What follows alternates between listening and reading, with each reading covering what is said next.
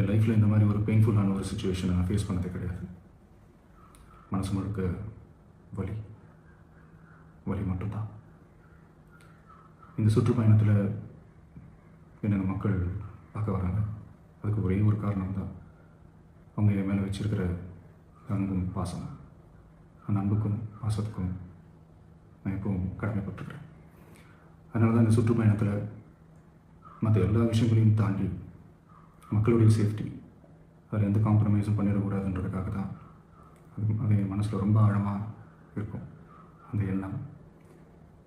அதனால தான் இந்த அரசியல் காரணங்கள் எல்லாத்தையும் தவிர்த்துட்டு ஒதுக்கி வச்சுட்டு மக்களுடைய சேஃப்டி மட்டும் மைண்டில் வச்சுக்கிட்டு அதுக்கான இடங்களை சூஸ் பண்ணுறது, அதுக்கான இடங்களை பார்த்து பெர்மிஷன் கேட்குறது, போலீஸ் டிபார்ட்மெண்ட்டில் அதை ரிக்வெஸ்ட் பண்ணி கேட்போம். ஆனால் நடக்கக்கூடாதது நடந்துருச்சு. ஆனால் மனுஷன் தானே, அந்த நேரத்தில் அத்தனை பேர் பாதிக்கப்பட்டு இருக்கும்போது எப்படி அந்த ஊரை விட்டுட்டு என்னால் கிளம்பி வர முடியும்? நான் திரும்ப அங்கே போகணும்னு இருந்துச்சுன்னா அதை ஒரு காரணம் காட்டி அங்கே வேறு சில பதட்டமான சுச்சுவேஷன்ஸ், வேறு சில அசம்பாவிதங்கள் அந்த மாதிரி எதுவும் நடந்துடக்கூடாதுன்றதுக்காக தான் நான் அதை அவாய்ட் பண்ணேன். இந்த நேரத்தில் சொந்தங்களை இழந்து தவிக்கிற அத்தனை குடும்பங்களுக்கும் என்னுடைய ஆழ்ந்த இரங்கலை தெரிவிச்சுக்கிறேன். எனக்கு தெரியும், என்ன சொன்னாலும் இது ஈடையாகாதுன்னு எனக்கு தெரியும். ஹாஸ்பிட்டலில் ட்ரீட் பண்ணிகிட்ருக்கிற எல்லாருமே சீக்கிரமாக க்யூர் ஆகி வரணுன்றது இந்த நேரத்தில் நான் வேண்டிக்கிறேன்.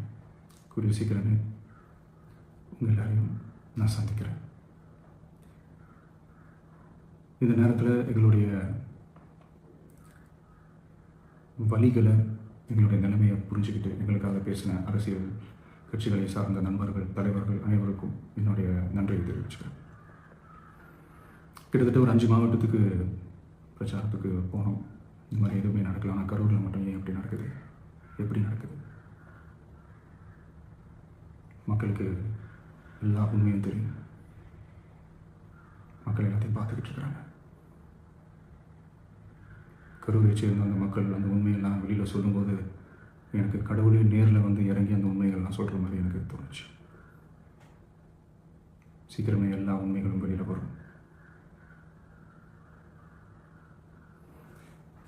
எங்களுக்கு தரப்பட்ட இடத்துல நாங்கள் போய் அந்த அந்த ஸ்பாட்டில் நின்று நாங்கள் பேசிட்டு வந்தோம். தாண்டி எந்த தவறும் எங்கள் சைடில் நாங்கள் எதுவும் செய்யலை.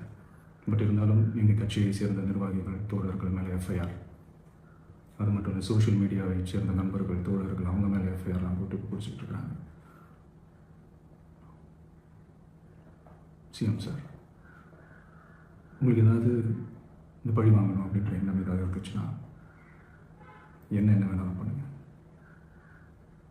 அவங்க மேலே கை வைக்காதீங்க. நான் ஒன்று வீட்டில் இருப்பேன், இல்லை நான் ஆஃபீஸில் இருப்பேன். என்ன வேணாலும் செய்யுங்க. நண்பர்களே, தோழர்களே, நம்மளோட அரசியல் பயணம் இன்னும் ஸ்ட்ராங்காக, இன்னும் தைரியத்தோடு கண்டினியூ ஆகும்.